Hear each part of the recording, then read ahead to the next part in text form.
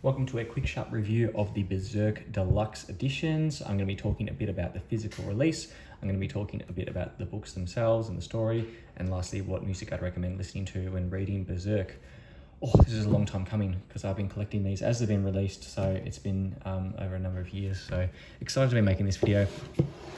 Just going through the physical volume as well. These are one of my favorite physical releases of any manga anywhere. I think, you know, it's basically what a real deluxe edition of manga should be, and they're probably my favorite books that I have on my shelf. First up, we've got the nice Brand of Sacrifice here. In the middle, this is on each of these books. All the books are designed the exact same. So we've got the red writing here, and then across here on the spine as well. As you can see, they're big chunky boys. These make up 3 volumes each. There are some stickers on the back and on the front just saying like a parental or content warning. I'll show a video of me taking those off. They're really easy to take off. These are always on the back as well. I just kept this one from the 14th, and it just has a little blurb. The blurb, I think, is always the same. No, it's not actually. Yeah, I'm just reading it now. And yeah, they've obviously updated this since Miura's death. Anyway, you can just throw those out or keep them, whatever you want. They're all the same picture. Looking at the binding of the book, nice binding here, and I've also got this, I don't know what you call this, placekeeper ribbon in each of these books, which makes reading it easier. Black front here, big nice letters and artwork.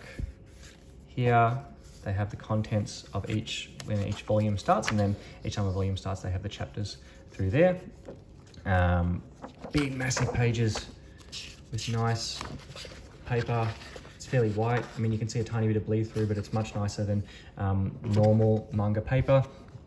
Geez, I'm just holding this up in this position. It's kind of awkward because it's so heavy.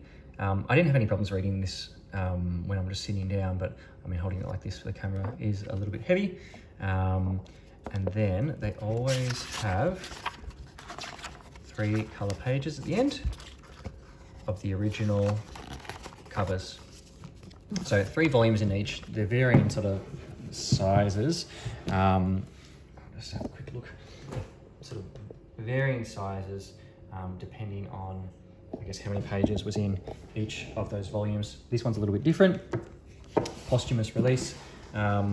So there are 2 volumes in this, and then the third part that they've made up is the official Berserk guidebook, which is nice that they included this. They didn't need to do that.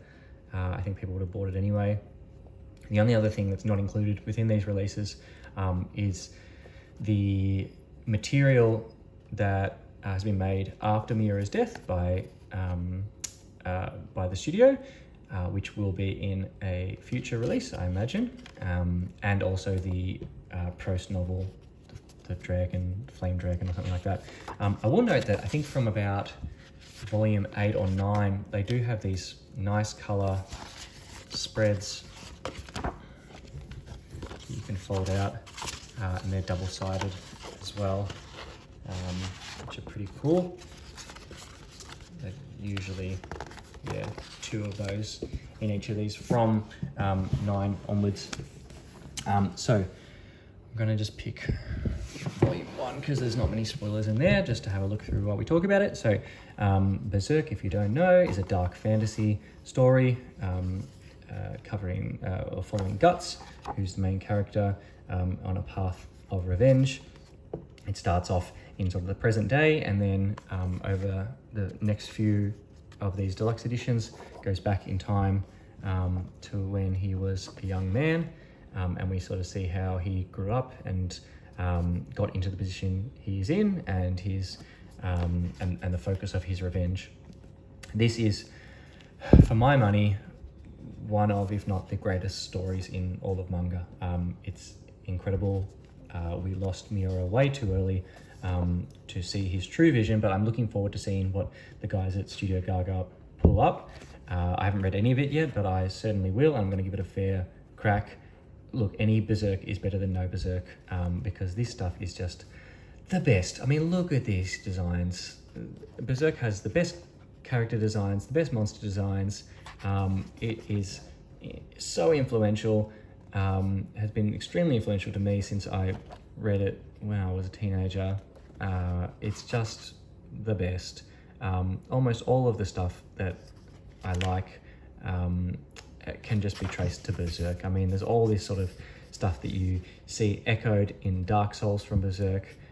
There's all this, you know, Lovecraftian horror stuff that you see in Berserk.